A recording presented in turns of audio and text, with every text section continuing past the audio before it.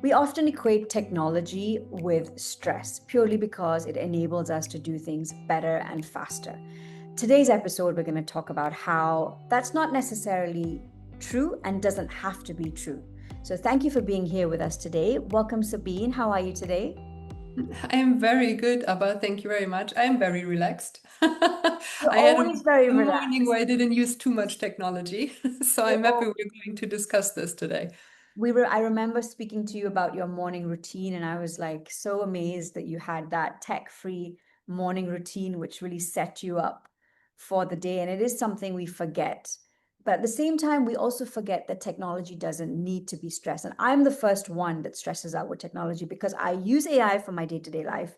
I use it for my business. I teach people how to use it. And because I'm a one-man business, I feel like I can do so much now thanks to AI. And rather than have 5 things on my to-do list that I can do properly, I now have make that 10 things or 15 things because I know I can do them faster. So rather than stopping to work when I finished my things, I just add more things to my list and then I put more pressure on myself to achieve more because technology is helping me achieve things faster, and I go into this spiral of stress, which is completely the opposite reason of why I'm using AI and why I teach people to use AI is to free up our time and energy so that we can do other things. So it's very easy to fall into this spiral of stress because we're using technology to work better and faster. But today is a reminder that we don't need to do that. And there are many tools out there that can actually help you de-stress, as ironic as that sounds, because technology and de-stressing don't often go together. But there are so many tools that are now available that help you actually stop and calm down. I think this is an extremely important topic. And I remember that not too long ago, we discussed the, let's say, limitations of AI when it comes to learning. And basically, also, how am I actually using my brain when I am using AI tools? And it turned out that probably we are not using our brain in the best way when we are using AI tools.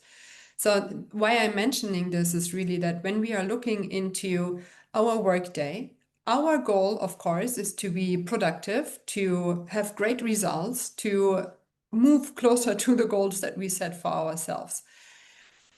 When we have these goals, it's important to us also to completely understand what are we actually doing all day. For that, we need our brain fully functional. And what do we need for our brain to be fully functional?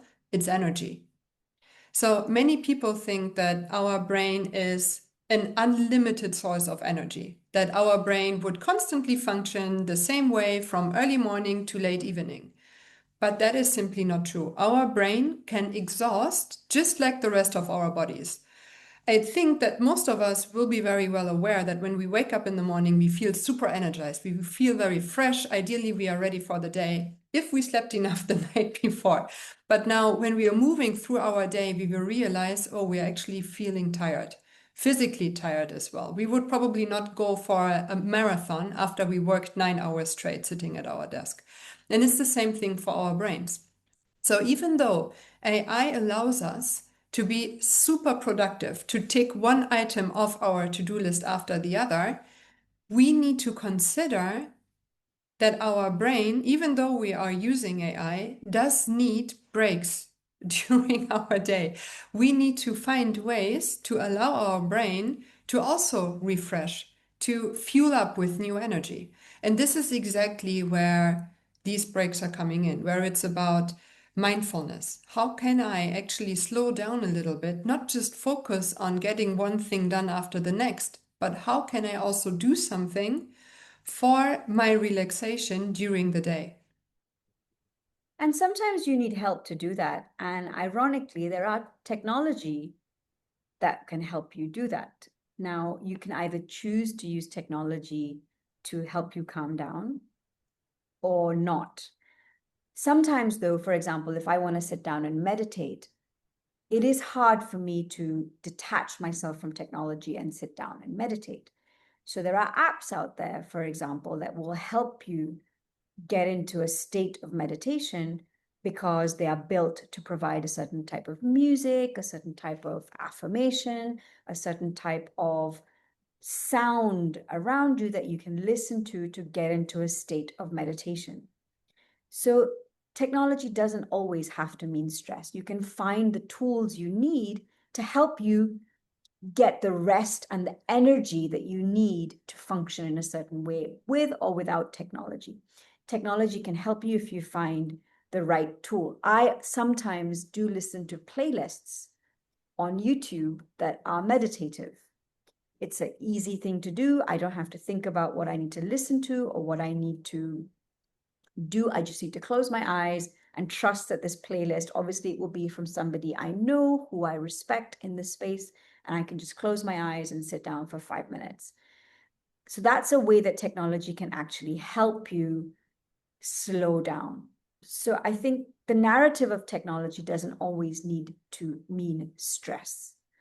And I think as we keep progressing in this world of AI and technology that's growing and, changing our lives, I feel that society is going to head in the direction where we're finishing all our work because we're super productive.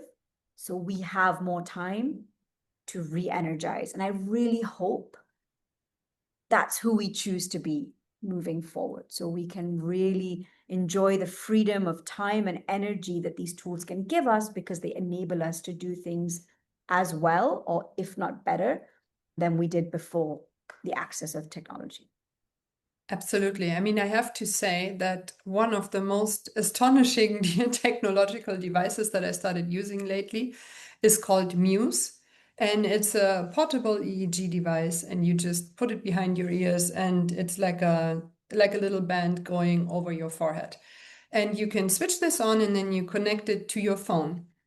And it's a meditation device, but it's not just that. So Muse is actually measuring your brain waves while you are doing a meditation, and it shows you after the meditation, for example, how fast did your brain actually relax? How well did it recharge? But it also shows you birds that you can hear in the background as well. And the bird symbolizes that you were actually able to be calm for a certain amount of time. And then it shows you stars in your graph as well. And stars mean that you were able to refocus. So even when your thoughts drift away, oftentimes they do when you're meditating, especially when you're new to meditation, how fast or how frequently are you actually able to get your thoughts back to the simple fact that you are meditating right now, to just focus on your breath? And I find that extremely useful, because many people, especially those who are very tech savvy and who are using technology all day, they would be saying, mindfulness is nothing for me. I just don't want to sit there and waste 10 minutes meditating, because for me, that's time that I can't use to be productive. But now, with tools like Muse, you are actually able to understand, wow, I am actually super productive in a very different way. I am recharging my brain right now, so that whatever I'm doing after this mindfulness practice is going to be, let's say, of higher quality or more valuable than it would have been without me having taken this break. So I absolutely agree with you, Abba, that there are technological solutions out there right now that might even make it easier for us to take these breaks, because they simply show us the value of taking these breaks. It's interesting you mentioned Muse. There was a tool that we used to use, and the name escapes me now. But basically, what it helped you do is get into a breathing pattern. So you would connect your headphones to your phone, and there was an app. And what you would do is it would tell you how to breathe. So you had to follow the radar in terms of how deep you take your breaths and how you release them. And then what it did is it, depending on how you take the breaths, the device actually measured how you were breathing and then told you how quickly you got into a state of relaxation. And because I had a device, again, as contrary as it sounds, guiding me to breathe, it was almost like I didn't have to think about what I have to do, but I was being given a tool to help me calm down and just put me in a state. And you could do it for a minute a day, or you can do it for up to 20 minutes a day.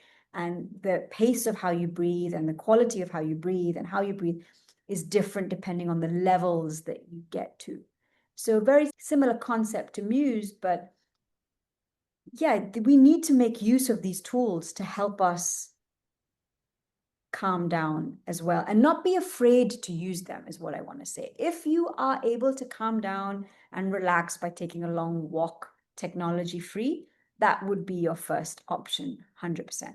But if you do need help, there are tools now that will help you do it and help you really be informed about how you do it, like you mentioned with Muse. I mean, the Ultra Human Ring does that a little bit as well. You have the Whoop, where it basically helps you understand how you're sleeping and what's happening to your heart rate and what your stress levels are. And then it also gives you recommendations on what you can do to get better sleep or to reduce your stress hormones. So I think the narrative of tech means stress is changing and will continue to change as we get into a very AI first, tech first world.